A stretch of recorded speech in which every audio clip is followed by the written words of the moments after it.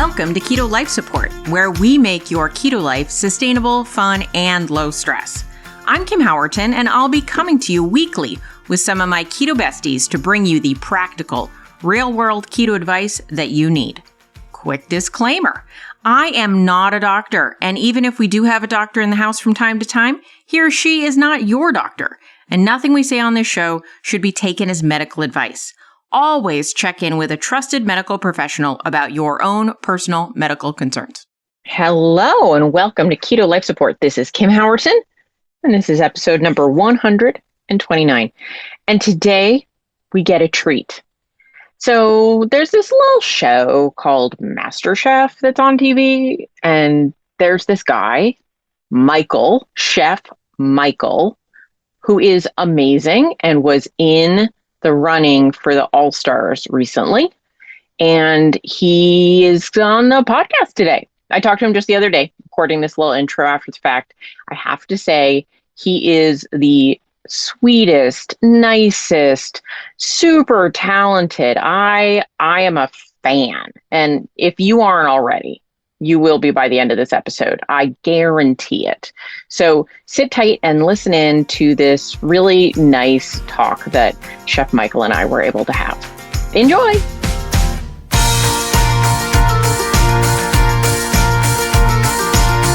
I'm super happy to have you, Michael. Michael, now I noticed, are you a Michael or a Mike? I could go into a whole story. I'm going to shut my mouth early in this and give you a simple answer so we have time to talk about other stuff. But okay. My whole family calls me Mike or Mikey, but Michael feels more like my professional name. Yeah. All right. So, but you can call me Mike. We're friends now. You can call me Mike. We're friends. I should tell you, my brother is a Michael. So, and I'm the only one who calls him Mike. Everyone else calls him. So I can do Michael. This is Chef Michael, people. I'm talking to Chef Michael, everyone who knows who Chef Michael is, but let's go into it. Chef Michael, who are you? Oh, gosh. It's a deep existential question. Exactly. That's what I was going to say. How deep are we going here today? You might know me from social media. You might know maybe one of my cookbooks. You might know me from a little TV show with Gordon Ramsay called Masterchef. But I am a keto chef and author and enthusiast who also kind of went through my own health journey with keto, personally speaking, having nothing to do. Actually, that happened long before any of this other exciting stuff happened. Lost 83 pounds in a year on keto and have been keto now for over 4 years, living a sustainable lifestyle with it. And I love to share that and talk about that, especially with non-keto people. But yeah, that kind of sums it up in a nutshell. Chef, author, and general lover of food. Got it. That's awesome. Yes, I remember I watched your first season of MasterChef because, and your second, but I'm a foodie. I actually can walk to Chez Panisse from my house, which is kind of nuts. And then many people listening are like, what? Anyway, but if you're a foodie, you know. And that would get me in trouble, for the record. That would hurt my belt and my bank. Yeah. It's a very nice restaurant, people, in case you don't know. Yeah. But I guess better for my wallet and my waistline, I walk through the edible schoolyard, Alice Waters project on my daily walk. So it's nice. How fun. I'm bragging now. But so I was also somebody who loved food, was super into food, big foodie, and then lost over 100 pounds when I went keto. So like I feel you on the journey. And I want to talk about a few things. I want to talk about your cookbooks, but let's put those later because I want them to be kind of like a ta-da. How did you get into cooking and food? Like, what was the love? Like, where did that come from? First of all, I've always loved to eat since I'm a kid. I was not one of those kids that needed to be tricked into eating food. There's something about the food industry specifically that really captured me at a very young age. And on top of that, just seeing how important food was culturally in my family, in my life. I think in the ultimate universal sign of foreshadowing as a kid, my mom gathered all of our family recipes, grandmothers, aunts, uncles, whatever, put this together into a homemade cookbook for our family to memorialize and kind of ensure that this long lineage of cooking stayed in the family. And, I think at a really young age, I don't think this was my mom's intention, but it really showed me the power of food, the importance of food as a communicator, as a way to share love, as a way to share identity, culture. I mean, it's all so deeply ingrained, I think, in so many cultures and so many families. The food we eat is sort of the ultimate way of gathering and bringing people together. When I think of holidays, I think of the food before anything else. So, I think a lot of little micro moments in my childhood led me to getting my first job at 13 years old in an Italian restaurant. And I was fascinated. I mean, I fell in love. I was begging. I wasn't even legally able to work. I didn't have a work permit. I was too young. I was begging to work there. And we had begged the manager, like, you don't even really have to pay me much. I just want to be in this restaurant. I was hooked from a very, very young age. That passion has not really stopped at any point. My relationship with working in restaurants, my relationship with food has changed over the years for many, many reasons, personally and professionally, as I found some unhealthy parts of my relationship with restaurants and food as well. So that's a bigger conversation, but food is my world. It probably always will be. I think it's interesting because in the keto world, there are definitely abstainers, right? I think and keto then moderators. Exactly. There's such an interesting thing. And it's one of the things I was super excited to talk to you about that's kind of fascinating to me is you live in what some people would think are two worlds, right? There's like keto and not keto, like a hard line. It's like you're either eating keto or you're not. And you're on a mainstream show, you're cooking, non-keto food, you're still interacting with those worlds, but you're still in the keto world. Does that feel dichotomous? Does that feel or how do you bridge that? Yeah, I just saw on my Zoom screen, you made me bite my nails with this question. And I guess that kind of reveals the inner turmoil, tumultuousness. Yeah. Of this conversation, of this point you're bringing up. It's complicated. My God. It's complicated for me personally. It's frustrating for me professionally. It is dichotomous. You have, as a chef, I see my job as to make delicious food for my customers, right? That is the job of a chef. And in certain platforms with my food and my writing and my business as Chef Michael, my customers want and appreciate and value that keto food. In other spaces, I cannot say the same thing. I have confronted many a times, not just with mainstream television, but even with press and other work that I've done on radio and television, that some people just don't want to talk about keto. And I don't know that I always blame them for that, because I think keto has unfortunately become or has been for some time a very taboo subject and a very controversial diet. I'm using air quotes right now if you're listening to this. It's become a very controversial diet, which is silly to me because it's really not that controversial. We're cutting out sugar and pasta. It's not that serious. But people see it as this dangerous thing. Metabolic ourselves state. Our brains are going to melt off of our skull. Right.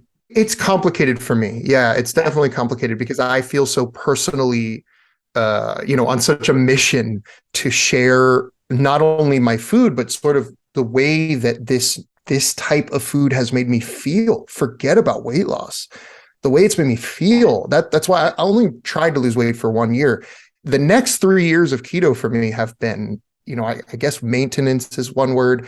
For me, it's a lifestyle of keto. You're just living a life, right? Just live it. And I probably will forever. I don't plan to ever stop. That doesn't mean that, if I'm, traveling on vacation or if I'm in Mexico City. And again, as a chef, I want to explore the world as food. I give myself that freedom and lose all shame around that when I'm not eating keto food. And that's been done through a lot of self-work and acceptance and therapy and other things. But yeah, it's a tricky subject as a chef. Not everybody wants to talk, hear, or eat anything with the K word in front of it. I know. It's interesting though, because actually, I think it is, speaking back to the food culture I grew up in. So, the fact that I was almost 300 pounds is a little crazy because California cuisine, right? The carbs are actually a pretty minor part. It's much like if I go to a fancy restaurant, I'll often end up with a very small amount of something starchy and a lot of meat and vegetables in it. And that's That's the fancy meal, Mhm. because at an expensive restaurant, they're going to give you the quality stuff.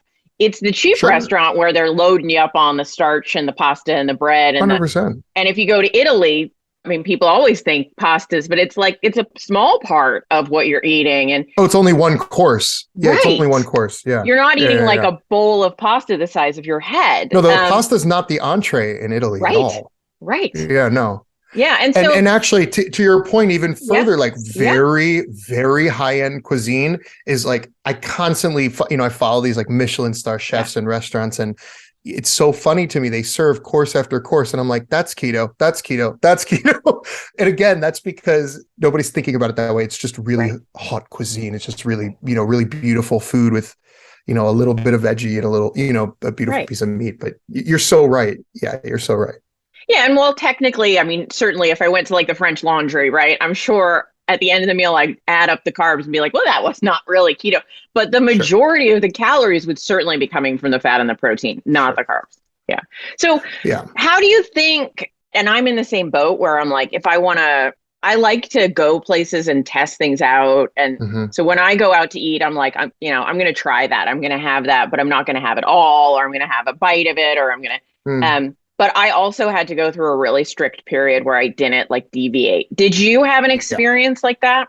100%, 100%. And I think everybody's journey is so different.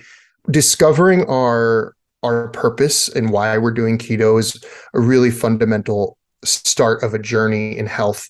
And, for me, weight loss was a part of it, but I also needed to regain control of my eating. Binge eating and emotional eating was my world. With a very stressful lifestyle, food was my source of comfort and it was my escape.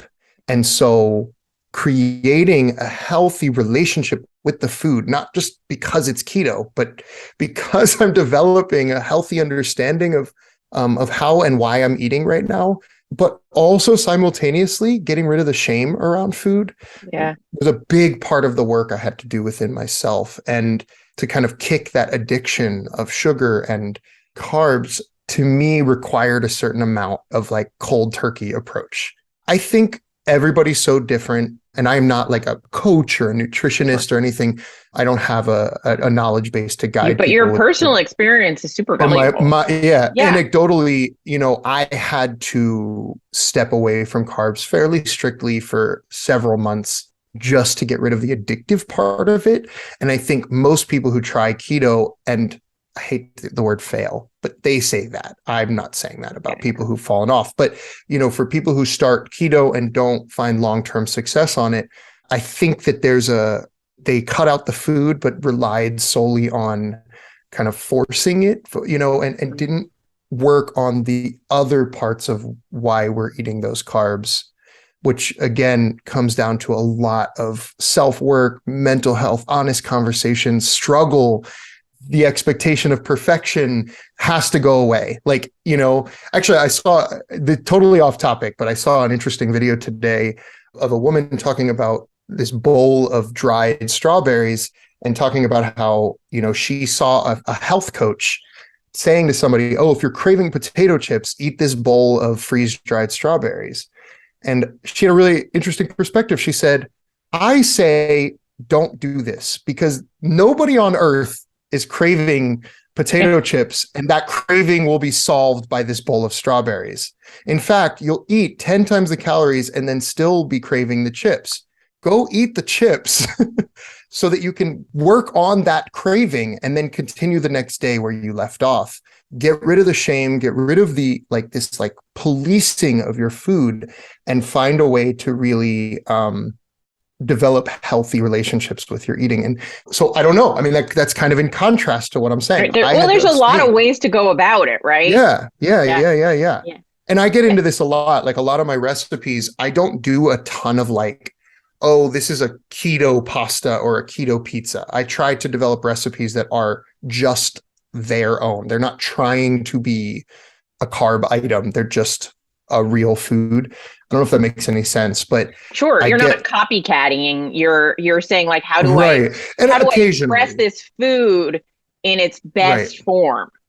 Right. But occasionally I do, I love some of the things that I've come up with around like mashed potatoes and stuff like that. But I generally find that like you're not tricking anybody. That cauliflower mash is not, But it's maybe you could not mashed celebrate it as potatoes. the best cauliflower mash that you like and call it what it is, you know? Sure, but I personally Yeah. would rather, and we could debate this because I Sure. personally would just rather a beautiful roasted cauliflower with spices and stuff than trying to pretend I'm eating mashed potatoes. Right. I'd rather just make the best damn cauliflower ever that has nothing to do with mashed potatoes and feel really satisfied by that rather than pretending I'm eating mashed potatoes that are just not going to hit the same way. But that's a personal choice and that's my own approach to food. But we're all over the place right now. But yes, I Sorry, do think that. this is my podcast is almost always all over the place. So you're Okay, doing good, it perfectly good. right.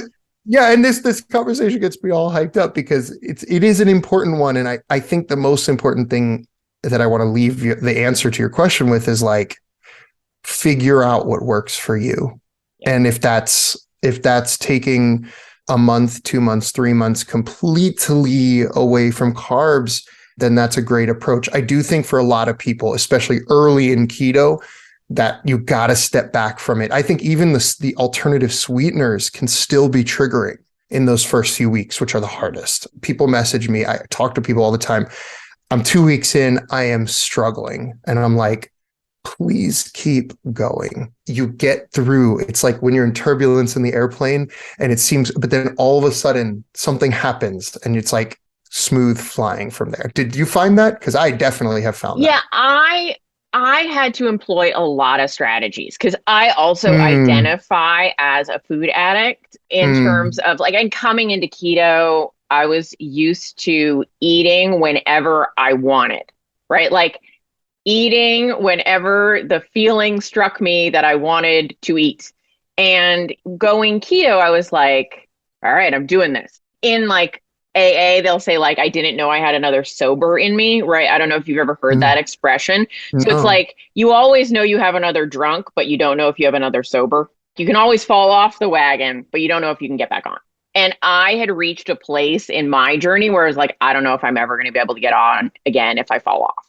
So I was like, this is life or death, and I've got to do it. I have to say, I carried around an iced coffee with heavy cream in it like I was a baby with a sippy cup for like the first 2 weeks, because anytime I wanted food, I'd be like, I'm having some iced coffee with my little heavy cream here. Like I Mhm. needed something to like just keep my blinders on. And so I think it is really important because I think that you stay the course for a while, because if you're like 7 days in, I had this thing, and then 4 days later, I had this other thing. It's like, what are you doing then? You never get the experience of pushing through.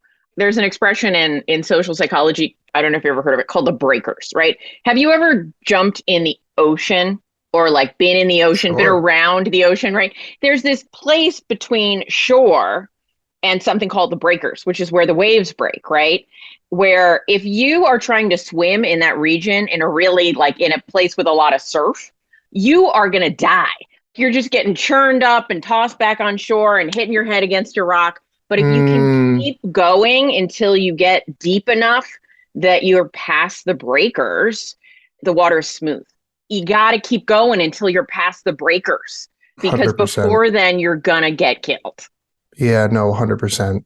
And there's so much, I'm even glad you brought up AA. I don't know a lot about it particularly, but I definitely have come to understand over the past few years the addictive power of food. And one of those realizations for me, much like a recovering addict, is that it is a lifelong battle, right? Like I'm not healed.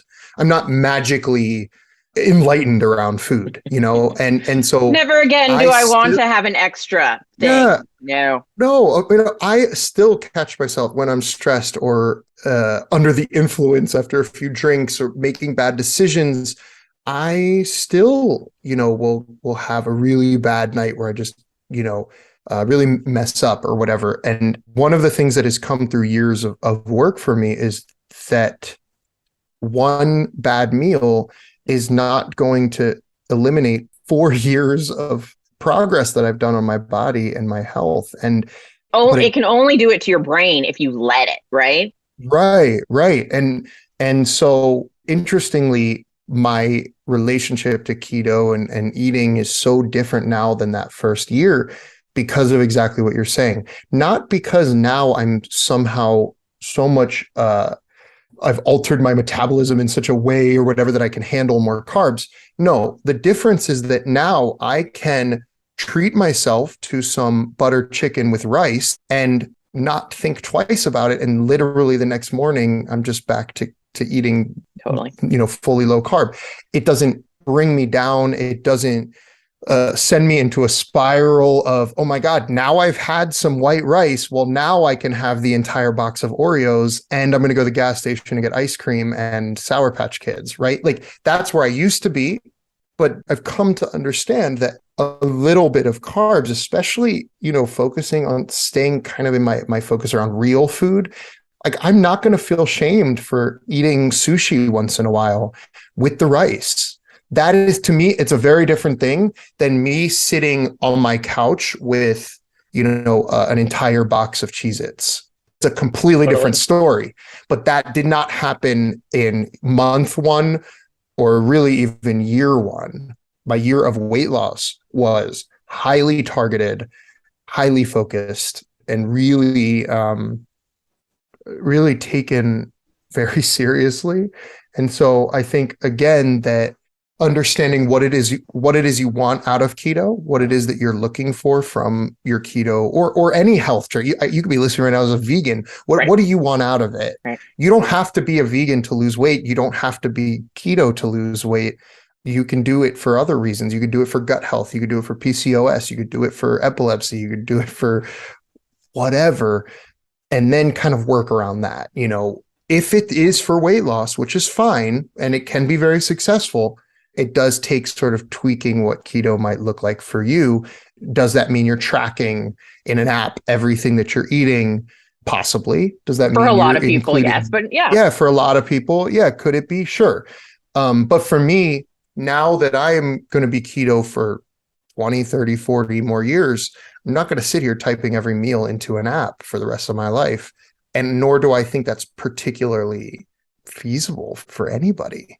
So yeah. I think just finding your reason and focusing in on that and figuring out what works for you. There are some people who carb cycle, who can, on Sundays eat whatever they want.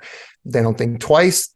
They're fine with it. And there might be medical reasons why that works for them. There's other people where having a carb day could be absolute disaster. And just being honest with yourself about what that is for you, I think is probably a really nice place to start when you're thinking about this stuff. Right. And I think for me, like, I don't know if you've felt this, but like for me, I certainly tried diets in the past and things, but keto was the first time that putting some kind of restriction on myself. Once I got past the panic of a food addict getting her drug of choice taken away, it was the first time I was able to like put up restrictions on my eating that still felt good, like felt sane, didn't feel punishing. I don't know how to explain it exactly, but I was like, I'm 100%. getting to eat good food here. It's where I learned everything about how my body works instead of fighting with it. 1,000,000%. I've done other diets. Without question, for me, keto felt the most undiety. Yeah. At a really sort of simple level, because we can still really eat. I think certainly one could make an argument about, calorie in, calorie out when we're talking about weight loss, and that's a different discussion. But keto food can be very satisfying, very, very satisfying, very filling, very yummy. Right. Kind of comforting, real food, not a little dainty lean cuisine from the microwave. It can be real food. And I do think that helped. And I'm just the kind of person where I don't do well when I'm being forced to do things in my life that I don't enjoy. Mm-hmm.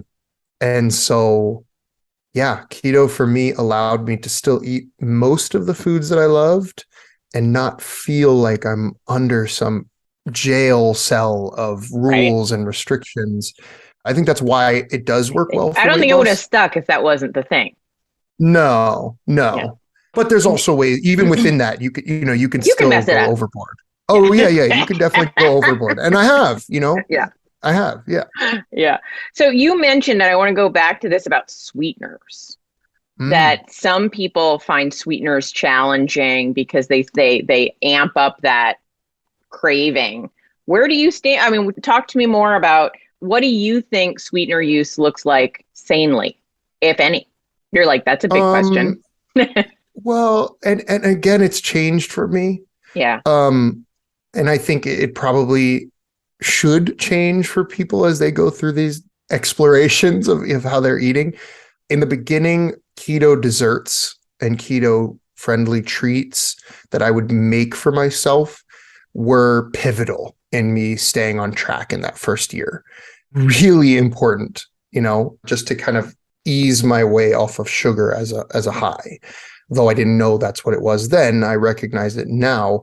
But it is still a sweet, and it still makes me want more sweet in a very simple form. A keto brownie, my keto brownie, I love it.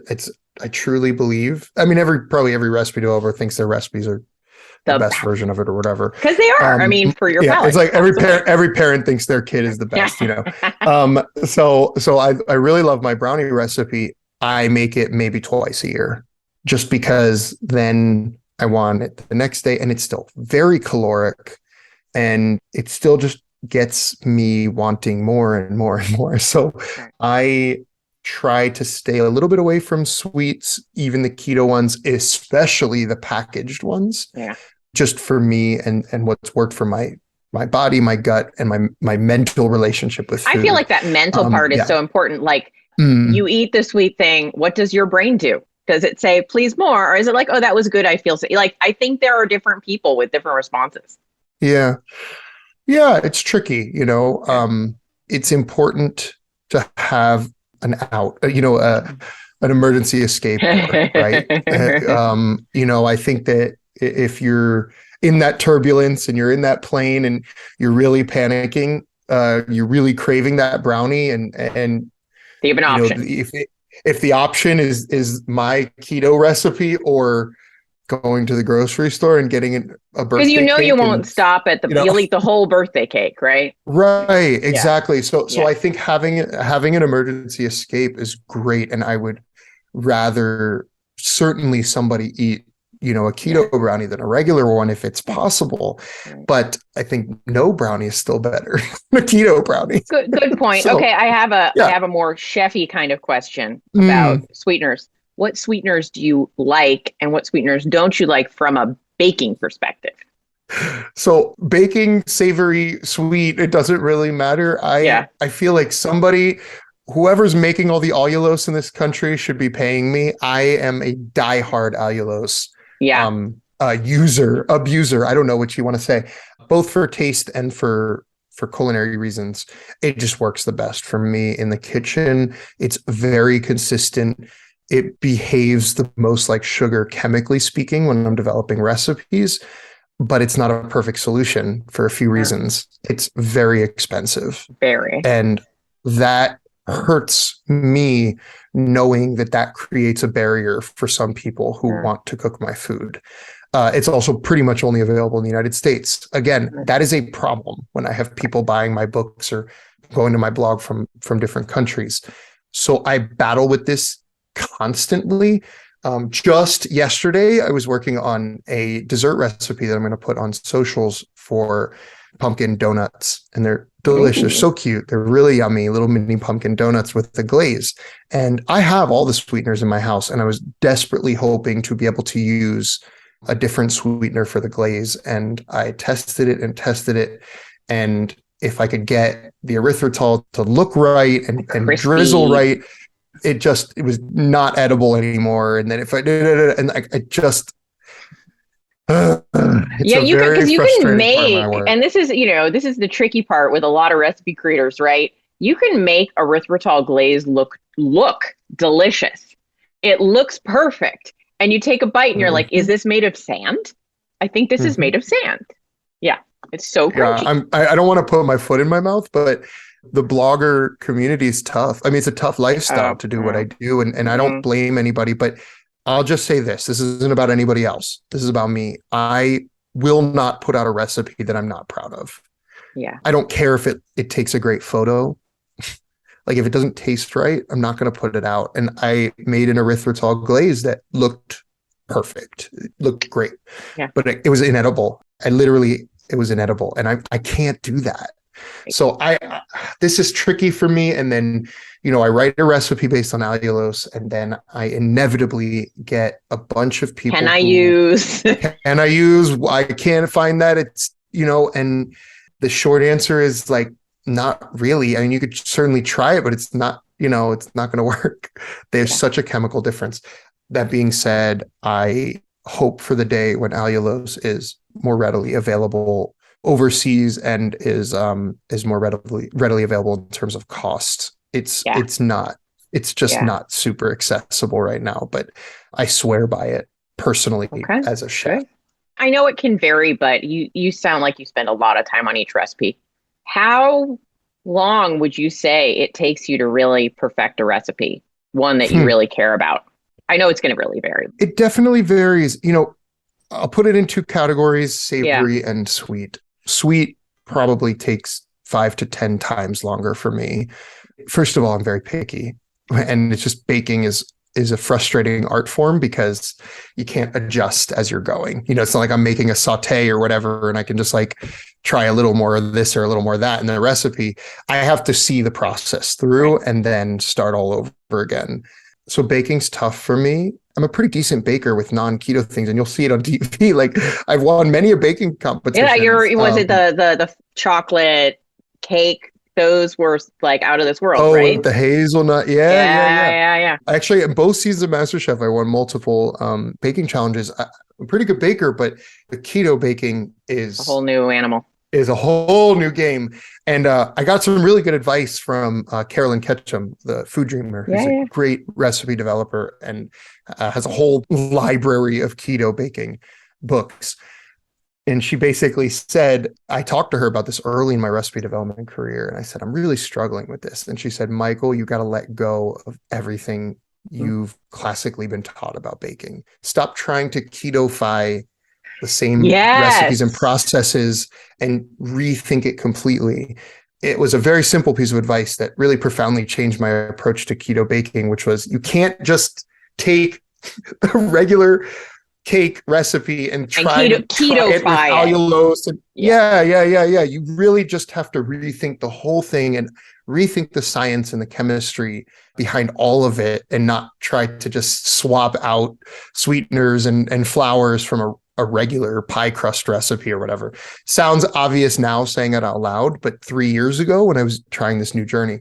Okay, so baking, super hard, super long. I would say all my cookbooks have a dessert chapter. The dessert chapter takes as long for me as the rest of the book combined. Whole book. Okay. Yeah. The rest of the book combined. So, we're looking at 5x easily, 5-6x as long for me, which could be a couple days. Savory dishes, typically, sometimes I nail it on the first time. And I'm like, this is it. I don't need to change a thing. I'll test it once more. But I'm like, yes, this is so good. Wrap it up, and then I just start typing it out. So savory food is so much more my love language in the kitchen. And so I find it much easier to just have fun with it. But it's amazing as a recipe creator, right? How many more hits sometimes the sweet recipes get. I know. They get a lot of likes. Or do you not find that? Do you find that that's not true for you? No, I would say generally speaking, a dessert post on Instagram or whatever will generally do well, and savory is sort of unpredictable. But I think why I hesitated to agree to that is because I just don't really give a shit. Awesome. I do not You're and not will in it not for the likes. I will not be a slave to these algorithms. It's just not going to happen. And also, back to what I said earlier, I think people need real food. If it gets 1,000 likes, whatever, that's not what gets me up and doing this every day. And I know that sounds kind of corny, but it's honestly kind of just like where I'm at. I think it's honest. Yeah, I'm not going to like make crap just to get likes and follows. I I really think want to that's smart. connect and help people. Yeah. So yeah, real food as much as possible. You'll see I'll do maybe a dessert a month. And I really focus on the desserts in my cookbooks being absolutely phenomenal. Even if there's 6, 7, 8, 9, 10 of them, they are phenomenal. They're the best of those, the best pound cake, the best brownies, because to me, that's the ultimate reward for supporting my work and getting a cookbook is like, you have the best brownie recipe you'll find in the keto space. And I kind of like feel very proud of that. But yeah. I do occasionally throw in a dessert, especially for holidays. I do throw Sure. in dessert. Speaking of holidays, they are approaching in this world. Now, I don't know. I am a Hanukkah, Christmas celebrate, like both. My family does both. My Jewish mother Christmas loves kind of Christmas Kwanzaa or whatever. more than my mother is a decorator. She's an interior designer. So she's Mm, more of a holiday decorator than she is a holiday. I'm the cook. She's the anyway. So Hanukkah does not have as many decorating opportunities as Christmas, really. So she's into Christmas from a aesthetic perspective, but we kind of do a little of both. What do you celebrate, and are there recipes that are really meaningful to you this time of year? I love this question. Made me smile. Yes. So I grew up in a Jewish household, and again, food is kind of the whole thing, right? I feel like Jewish families, Italian families, Nigerian families, like We're all about the food. right. Like the holiday is kind of an afterthought. It's really the food, but then for those decorators, I get that too. Fabulous opportunity for glitzy things. Absolutely. Food that's meaningful to me around the holidays. My mom's latkes at Hanukkah are definitely a comfort food for me. I did make a keto-ish version using celery root that I have in my holiday. I have a little holiday ebook. They're really good. Like they're really, really good. Celery root is a great alternative to potato. I wouldn't call it extraordinarily keto. It's about 50% the portion carbs. size. Yeah. But it's a great way to go into the holidays without going. Yeah. I have to tell you, this is so funny. Last year, not to interrupt you, remember where you were going. No, go. I tried every root vegetable latke. So I did spaghetti squash. I did celeriac. I did parsnip. I didn't do parsnip because that's too high. I did turnip. I did rutabaga. All the root vegetables. I did them all. Even, oh gosh, now I've forgotten what that's called. Kohlrabi, which I thought would be a winner, but it's too absorbent. And I agree with you. Celery root celeriac came out the best of all those choices. So I just want to say your instinct was correct. Awesome. I've done them all. And there's a couple times when that isn't true. I think it's in my second book. I have like a potato gratin baked, cheesy gratin. I use kohlrabi. And I think it was the kohlrabi. Yes. Okay. Kohlrabi. There we go. See, we're finding the same results. Yeah. The celery root didn't quite work there, but the celery root mashed potatoes from my first book are by far you can serve them to anybody. They will not know they're not potato. Genuinely, you would not know they're not potato. And for half the carbs, I think that's a win. But I also make, and it's not, again, depends on how people see it, but I make stuffing every year just using like a sola, type of keto bread, which generally I don't keep too much of that stuff in my house just because I just don't need to do that. But it's really good. It's really good. I saute, sausage, breakfast sausage, and, really load it up. But I love my low carb stuffing, and it's just, it's classic. It's nothing particularly innovative about it. I don't think you need to innovate in the holidays. I know holidays is about tradition. No, yeah. I'm kind of a traditionalist in that sense. So, Thanksgiving, I want the stuffing and stuff like that, and mashed potatoes. And I have found alternatives. Are they like absolutely low carb?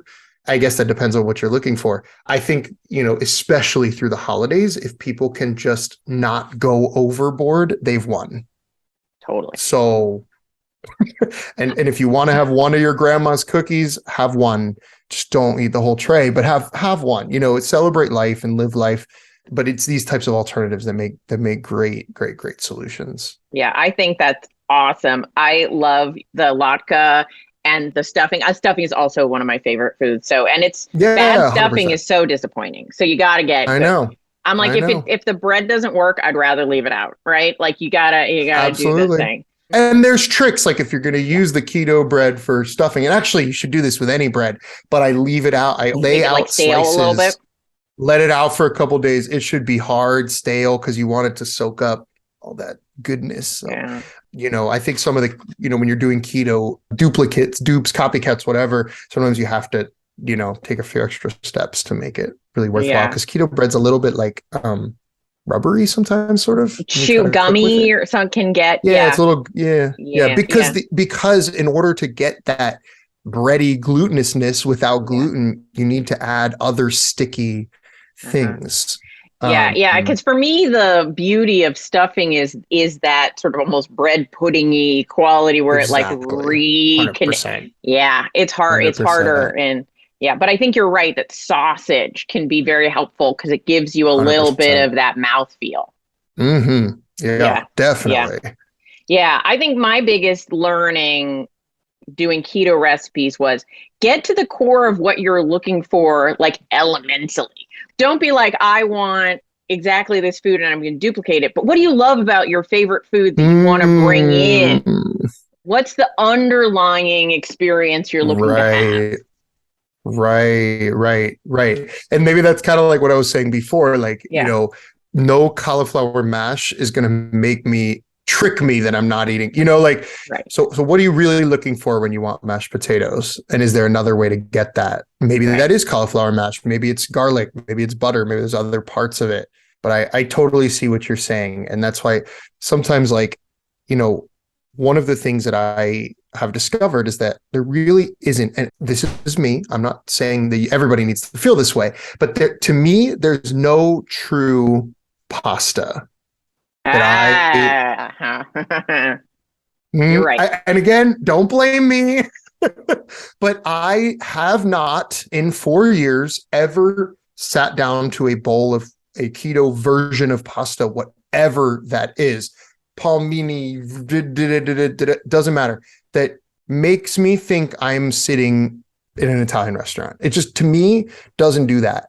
And so honestly, I just don't eat a lot of pasta anymore. I'm fine with I'll make that. It's so funny. Last night I made bolognese for dinner and literally just ate a bowl of it. I don't even worry about the pasta because of what you just said. That's what made me think of this is because of what you just said. Was it really the pasta I was looking for, or was it the sauce? So I could just eat a bowl of bolognese and I feel like I'm missing nothing. But literally, it's bolognese. It's so good to me. I'll put a little, hey, I should use that. I put a little dollop of whole milk ricotta on top, and I'm Calabro, in heaven, It's the best ricotta, I'm just going to say. I don't know if you've ever tried have you ever tried Calabro brand ricotta? I don't think so. I will send you a link to it because it is so good. So good. Oh my God, now I'm really intrigued. All right, it's like the best. That sounds amazing. I like miracle noodles. I like shirataki pasta, but it's its own thing. It is its own thing to me. It reminds me more of ramen. Yeah. It's not wheat pasta, but you have to love it for what it is, or it's not. Oh, no. I use shirataki for pad thai, for pho. Yeah. Completely works. The pad thai, nobody will know my pad thai recipe. Yeah. Like, again, there are times and places, but I will not put it under bolognese. A little weird under bolognese, yeah. A little weird. For me. Okay, so I have a total departure, but I also don't want to take too much of your time, which is... Yes. Do you ever feel pressure in the influencer community, whatever you want to call it, that you're representing keto to be smaller? Wow. And this is not about you in any way, may I say. I think no. I didn't take it that way. Thank you. I feel that pressure. And so I just want to talk about it. Yeah. So what a really important question. Thank you for asking. I only took that as a great question. Short answer, yes. Long answer, absolutely yes. But to clarify, I don't feel pressure from other people. It's me. Yeah. It's my own insecurities. It's my own crap, to be honest. Like I don't know if losing weight, I would magically feel better about my body more than like I still don't love what I see in the mirror. And as somebody who's now done decent amount of television work, this is something that I am faced with, literally, Yes. front and center. Oh, that angle. Oh, I don't like I have had to really face what my body looks like with clothes, and then at home, like when you lose weight, things hang and sag and things do things that you don't love. And so, I don't know that will ever go away from me. I could maybe lose another 80 pounds and probably still give you the same answer. So what I'm trying to say is I feel that pressure every day from me. I don't particularly feel that way because I'm a quote unquote influencer, because I'm whatever. I also want to just drop in here, and maybe I'm saying this out of line as a man. It shouldn't be my place to say this, but I think it must be harder for women, in my mind, who are in this space, this diet space. I just saw another influencer post some screenshots of another woman who left her some really nasty comments, and she screenshotted it and shared it. And, I've seen quite a bit of that, and I don't feel as that doesn't happen to me. Mm-hmm. As a man. I don't know if it's because I'm a man or women seeing other women that they connect with or don't connect with and feel the need to show. I don't know what I'm trying to say right now. Yeah, I hear you. I don't get those comments, and I think it's got to be a hard world out there for women in general, but especially in the sense where people are looking at their bodies as part of their job. But yeah, it's tough. It's tough. I definitely feel it. I definitely have my own demons and battle with body image and self-esteem and insecurity on a daily basis because of my work on television and social media, for sure. But I also recognize that it's probably me more than anyone. And no, like, I don't think I'm at my skinniest right now, but also my body's been changing a lot lately, which is something that I'm getting used to. I saw you've been working out a lot this year. Yes, you're paying attention. So I lost all my weight without ever going to a gym originally. In the last year, or just over a year, July of last year, July of 2021, I stepped into a gym for the first time in, like, basically since high school, college. And I've been on this fitness journey now. So I'm kind of bulking up. So on one hand, I see my body bigger actually than it used to be, but it's different bigger. It's different. And some of the clothes that a year ago might have been loose are now starting to fit a little tight on my chest, but then my face still. So it's like, I'm always, I totally hear you, that like experience of just being smaller, not being your primary goal all the time, is very challenging when you've lived in a big body. Yeah. Kind of being okay with that. And, again, I was well over 300 pounds. So even losing 80 pounds, I'm still to something, like I'm still a big guy. And so now that I'm adding muscle to that, muscle underneath of still a few curves and edges, some days I like what I see and some days I don't.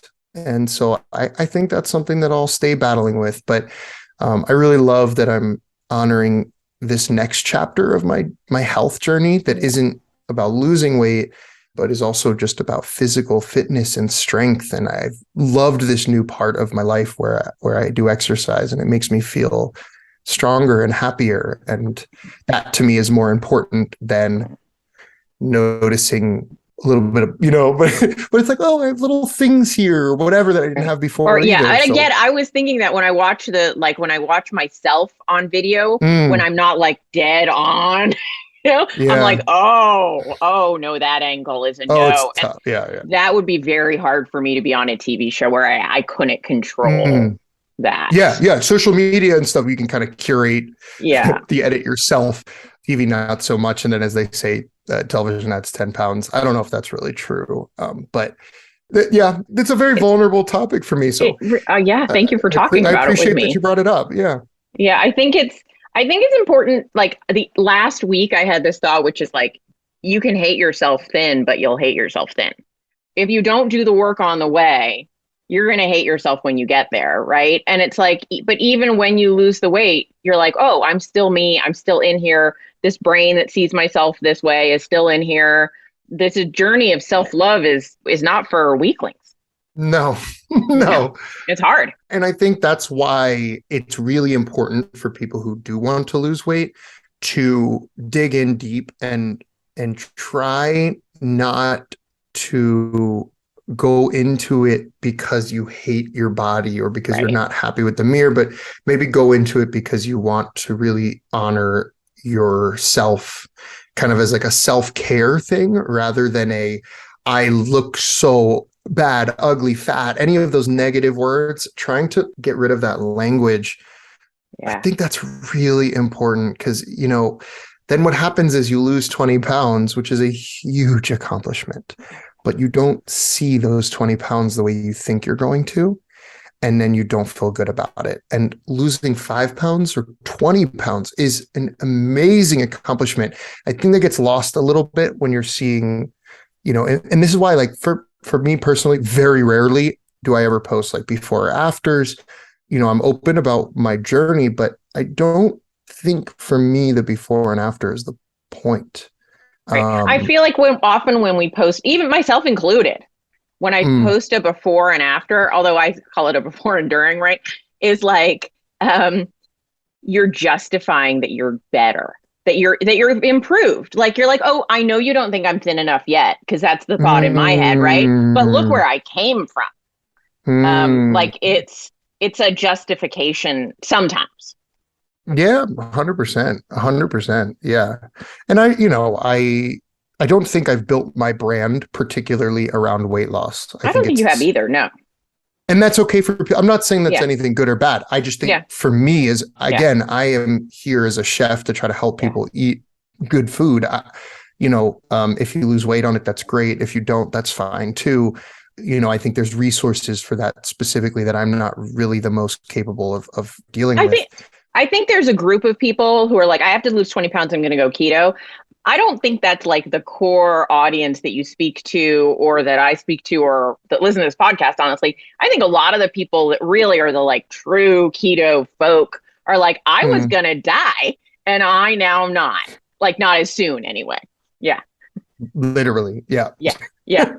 Yeah. Yeah, for sure. And there's no, like, I think I want to put like a big parentheses around this just to say like, there is no, that doesn't mean we're right or there, like none of that is right or wrong or better or worse. It's really, I think it's about finding your tribe. I mean, there's a huge group around the country or the world that are like the fitness buffs, who are keto, keto bodybuilders. And then there's keto that are really more of like the sciencey side of keto. And I think the like biohackers. Yeah, the biohackers and then there's sort of the weight loss and then there's the yada, yada, yada. And I think, finding and connecting with your goals, your tribe in this space is important.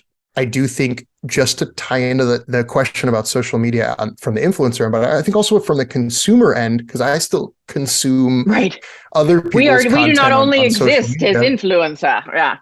Yeah. I think there was, even for me, and I think everyone can probably relate to this, but there's probably some people who don't help you, and it's okay to mute them or unfollow them, to create distance from social media when it's not helping you, and to be honest about that and create healthy boundaries for yourself, whatever that means. If there's a person that is getting in your head, or you're like, why don't I look like her or him, or how are they losing 5 pounds in 1 month and I've lost 2? I'm a failure. I'm not doing this right. What am I doing wrong? I get that question a lot. Wait, I've done X, Y, and Z, and I've only lost 2 pounds this month. And invariably, they give you a number where you're like, you're doing excellent. I know. I'm like, Jesus, 2 pounds in a month is phenomenal. So yeah. I think finding your space, right? Curate your space, and create boundaries when you need to.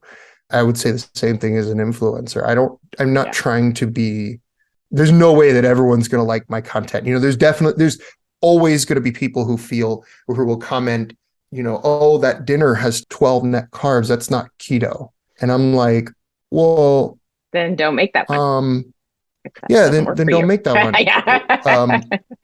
But also for me, a 12 net carb dinner is phenomenal, especially since I don't really eat breakfast or lunch. Like, that's phenomenal for me. Understanding that there's a lot of different approaches, a lot of different ways to track food and count carbs and da da da da. I think it's just really important to kind of understand all this stuff, which also is why keto can be confusing for some people too, because there's a lot of information out there. I think, to circle back, when I started keto, there was like one cookbook. There was like one book, one cookbook. And now there are so many cookbooks and things. I think cookbooks are really helpful, especially when you're new to keto, because what are the videos people want me to make? It's like what I eat in a day. People apparently have no idea how to put a meal together, what to eat, how to eat. Macros throw them into a tizzy. So I think cookbooks can be super helpful, especially when they are realistic cookbooks, right? We all have our fantasy cookbooks, like the holiday cookbooks are supposed to be a little bit fantastical, but you have a new cookbook coming out soon that I think will be a great source in this arena.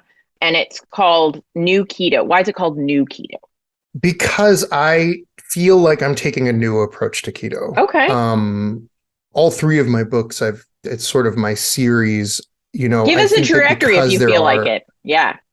Well, no, I think it's an important conversation. I think that keto has a PR problem. I think that a lot of people go into a Barnes & Noble or Amazon and they see all these keto books that are promising, results or 28 pounds in 28 days. And you're like, Yeah. And I think I'm trying to, much like many ways of this conversation, kind of say that like I'm a different kind of keto. I'm trying to build keto food that is, it can be used as diet food, certainly, but it's really not designed for weight loss. It is designed for sustainability. It is designed for practicality. And honestly, more than anything, it's just designed to be really tasty first. Like if I can get it to the point of tastiness, then I'll kind of figure out if I need to tone back on one vegetable to correct the macros or whatever. But this is a keto that is designed for people who want to stay keto. And that to me is a new approach. I think most of the keto work out there is great for I need to lose 20 pounds to get in my bikini, and that's fine. I don't know if I would suggest my book for that though, because it's real hearty comfort food. I don't make up ridiculous small portion sizes so that it fits the macros. And like, this is real stuff. This is stuff that's really designed to feed your whole family. And my whole thing about keto is like, I cannot stand how people say that it's like unhealthy or unsustainable or dangerous. And like the keto food that is in my books is real food. You should and could feed it to your whole family, even people who aren't keto, even people who aren't losing weight. So I know it's a long-winded response to the first part of your question, but to me, this is a new conversation around keto, around what does keto look like outside of the weight loss space? And what does it look like for people who want to build a lifestyle around keto, where this is just the food we eat, not because we have a particular diet goal, but because it's just really good and it makes me feel good and it makes my family feel good. So that's sort of where this new thing comes from, is I'm just trying to draw a line where I just do things a little different. You could feed the whole cookbook don't feed the cookbook literally, but feed the food in the cookbook to somebody. And they wouldn't be like, oh, is this a keto recipe? They'd just be like, this is good. Yeah, that's literally like the point. Right. And in fact, most of like when I have people test my recipes, I have non-keto people test them, like my mom and friends and stuff, because if I can get a non-keto person to eat my food, to me, that's like the grand prize. Right. Because I give my That's mom the best. sometimes some like keto bread recipe I'm trying out that I'm like, this is pretty good. She literally will just open her mouth, let the bread like fall out. Like it's just, I know. It's like, I know. That's what I'm saying. I don't do that. Like, that's just Right. not what my version of keto is. Right. And again, my books don't have a lot of that, like dupes. Yeah. They're just, a beautiful sheet pan meal with chicken Right. and olives and feta cheese or Oh, whatever, that like sounds really, so good. yeah, just Olives, like so food, underrated. Yeah. so underrated. I know. And a lot of people think they don't like them because they've only had like the canned things from pizza when they were a kid. Good olives are, one of the greats. So, but the book Anyway, is called I New digress. Keto Dinner in 30. So I want to highlight Yeah. that both of those things are important. We talked about the new keto, but I mean, I don't think we have to spend much time on why getting dinner together in 30 minutes is important. I think that's pretty self-explanatory. But how do you do that? How do I make this quick? How do I make it not take forever? And you solve that problem. Yeah, simple.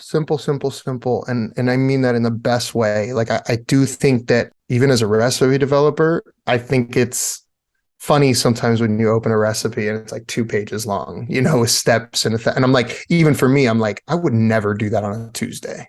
I wouldn't. If I opened a cookbook and it went on to the second page, I'd be like, I'm out of here. No way. Just I'll ground up some beef and throw a jar of tomato sauce in it before I do that, which is fine too. But that's kind of what I'm trying to say here is like, you can actually make some really, really delicious food. And I also look at my recipes as ideas. Yes, you can follow word for word. Like a jumping off point, right? Yeah, you can follow word for word. But if you don't like chicken thighs, then use salmon. If you don't like salmon, just take the sauce and throw it on a steak. Like, I think my recipes, in addition to sort of being, very straightforward recipes with like, I think most of the instructions in this book are a paragraph that's about that thick in the book, like 2 inches. It's also like, it's a lesson, every single recipe on every page has a pro tip on how you can either learn something new in the kitchen or create a different version of it with like one extra ingredient, whatever. I don't know what we were talking about with the Greek thing. Maybe you use Calabrian chili from a jar from Trader Joe's or something. Like I'll give like something cool, a twist, an option, a culinary skill, something on every recipe. So I really look at my books not just as like a recipe, but also kind of a way that you can learn. And next time you don't have to even read the paragraph because you kind of just know. That's my goal. Because I feel like, I mean, it's been a thread through our whole talk that you've been sort of saying essentially like keto is a language, right? Like cooking has languages and love that. Like sometimes you're speaking Italian and sometimes you're speaking French, but like keto has its own language. You can't just bake keto foods by changing the sweetener, right? But if you learn how to like properly season and cook a chicken, well, now you've got all sorts of options. And your book, Right. It sounds like, walks you through that language. Right. Yeah, no, 100%. I've never thought of it that way, but I love that. Yeah. And it's a language that I think you and I sound like we already speak, and we've discovered some similar little things over the years that are almost identical because food is a universal language if you just kind of figure out the right way to communicate and the right way to connect to it. And I think, for me, that's just all I want to share with people is just like, this is a way that you can really eat delicious food without having to sacrifice. That's it. Take us through, you have 3 cookbooks now. Well, once this one comes out, tell me your cookbooks and like, just give me like the highlight, like who would want it? Why? What do you love about it? So that if people are like, well, I'm just going to buy one. Love this. Okay. First book, New Keto Cooking. Straightforward. That is really for the foodies. That one is really, oh my God, my cat Can you hear that? My cat's scratching at the door. It's okay. She's hungry. I have cats. Apparently this is not a very professional recording right now. Welcome to my podcast. Welcome to our show.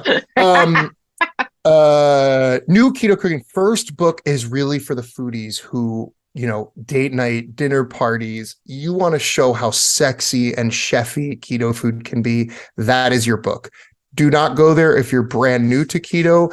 although all my recipes are cookable, like they're all fine, but there's like a whole date night chapter in there with like filet mignon and really beautiful chefy twists on how to cook keto. So if you're bored of keto and you're bored of all the same old stuff you see in every blog and every cookbook, number one, New Keto Cooking. It's really different, just a different kind of cookbook. I shot it. Looks almost like a food and wine magazine, very elegant photos. It's very elegant.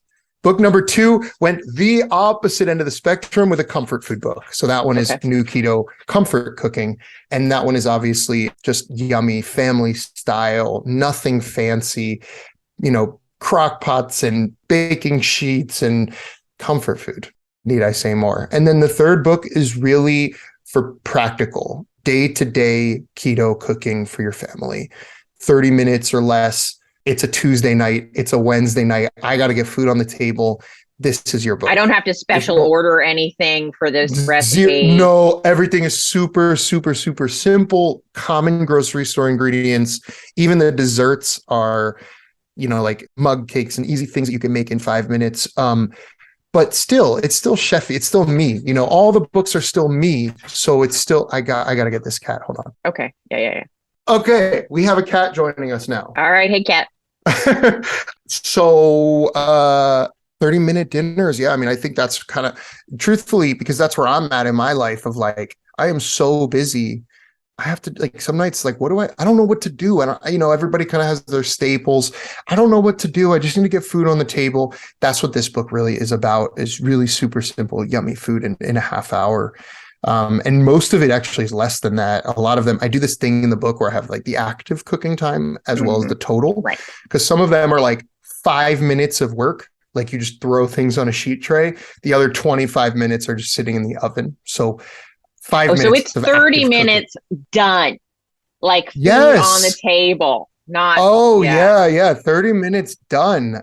And some of them are much less in actual work. So, and there's like, sometimes you'll buy a 30-minute cookbook and they're like the 30 active minutes. And you're like, wait. Yeah, like 30 minutes of putting things in the crock pot and then your dinner's ready in 6 hours. Yeah. No, that's not in this book. No, this is food on the table in 30 minutes. Yeah. Nice. Even desserts. Nice. Yeah. Awesome. Okay. Well, I feel like we covered a lot of ground. I know. We have to cut it off because we could probably end up doing this. We could just keep chatting, right? So before we close though, 2 things. How do people learn more about you? When can they get this new book? The first 2 are already out. You can get them. And then the third is like, what do you want to leave people with?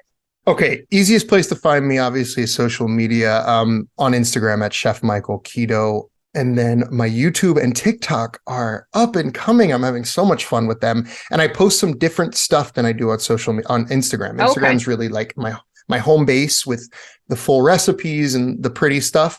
YouTube and TikTok is a little bit more my like personality, a little bit sillier daily stuff going on in my life. So I encourage you to check out my YouTube or TikTok. We'll put links in. Chef Michael. Yeah, just Chef Michael on both of those. My blog, chefmichael.com. There's a hyphen in there, chef-michael.com. Tons of recipes, resources, even the kitchen tools I suggest, all kinds of stuff on the blog.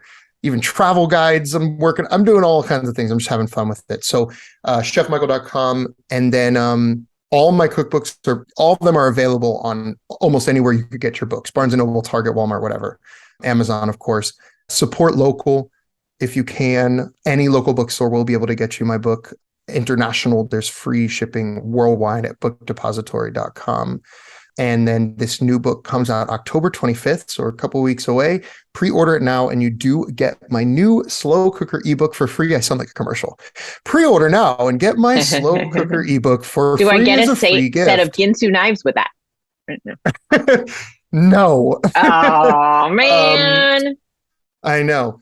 But yes, if you pre-order only, which means you have to do this before October 25th, you do get a free ebook as a gift for supporting the launch. Pre-order is super important for authors. It costs you the same, but it means that the book arrives at your door on publish day. So you'll get the first copy of the book on the day it publishes, and then you also get a free little ebook as well. So nice.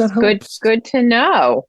Okay, what do I want to leave people with? And what do you want to leave people with?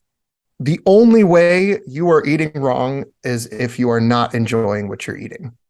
All right. right. I think that's like it. important to remember. Do not give up joy around food for the sake of health. Find a way to do both. That's the trick to making it last. Find a way to do both. You can get healthier, whatever that means for you, with food you actually enjoy eating. Don't suffer your way through a diet, or it'll last a week or a month and then nothing, Yeah, I love this. Yeah. I love that. I think it's really important. Because I think there are different types of people. I think some people are like, I can only eat meat, and if I eat anything, then just meat, everything goes to hell.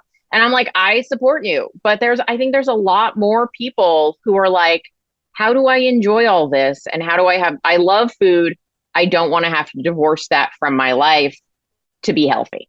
And you really don't have to. Yeah. No, you really don't have to. So happy eating. That's what I always like to, that's when I sign my cookbooks. I always write happy eating or happy cooking, because that's what it's all about. So good. Well, thank you so much for joining me today. I'm sorry we went a little bit over, but it was such a good conversation. I appreciate you. No, it's just fun. Thanks for having me on. Thank you. Thank you so much for joining us for this episode of Keto Life Support. Want more information? Want show notes? Want to suggest a topic? Just head over to ketolifesupport.com. That's where all that kind of thing can go on. By the way, I have a request. If you could go to your podcast host and hit subscribe, we would really, really appreciate it. And what would be even more awesome is if you could write a review. And what would be even more awesome than that is if you could write like a really flattering review. Just asking, you do you. All right. So thanks so much for joining us. I'm thrilled that you're part